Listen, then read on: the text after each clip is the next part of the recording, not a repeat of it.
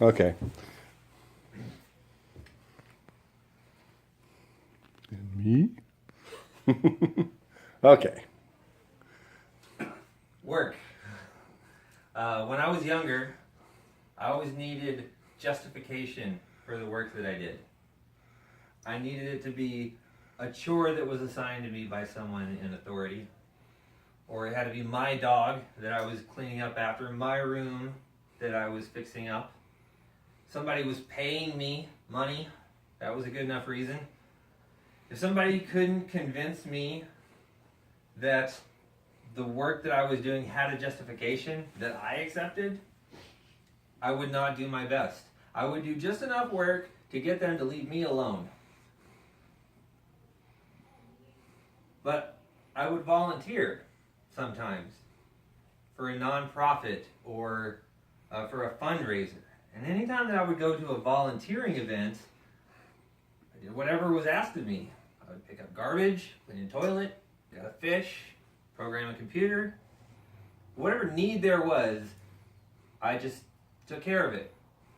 And I thought that it was kind of ironic and inconsistent that I had that attitude. One day I was at one of these volunteering events. I was talking to one of the staffers just about like what he was learning in life. And he was talking to me about just identifying needs and meeting them. Not because it's your job or because you messed something up, so now you have to fix it. Not because someone's paying you or because there's any kind of justification at all. Just because there's a need. And that need needs to be met. I decided that this was a worthwhile experiment.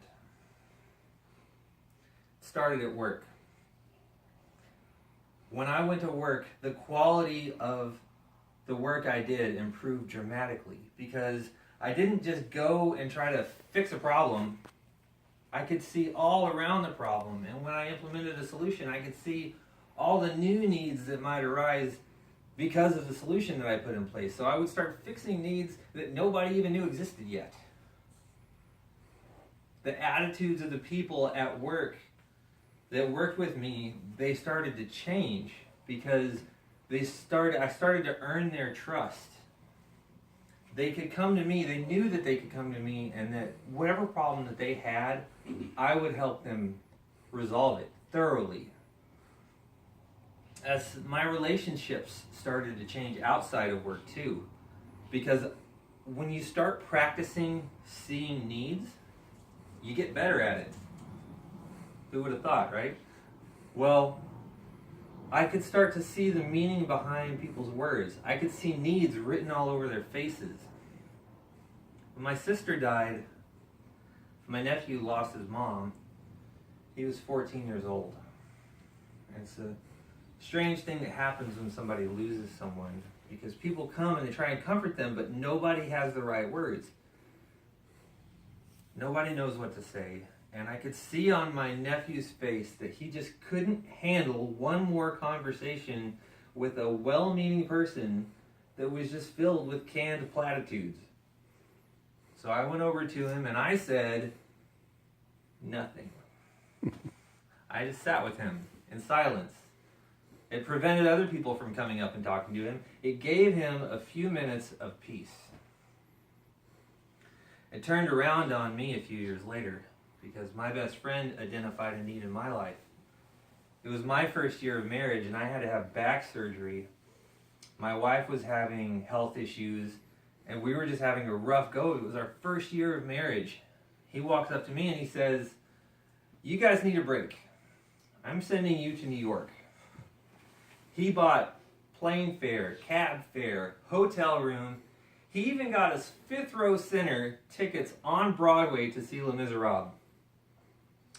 That changed everything for us. Instead of having a first year of marriage that we have to look back on our whole lives and say, wow, that was awful, I'm so glad we made it through that first year, now we can look back and we say, there was that trip to New York. And it was amazing. And now we have something amazing to look at. And I have a friend that I'm so grateful for.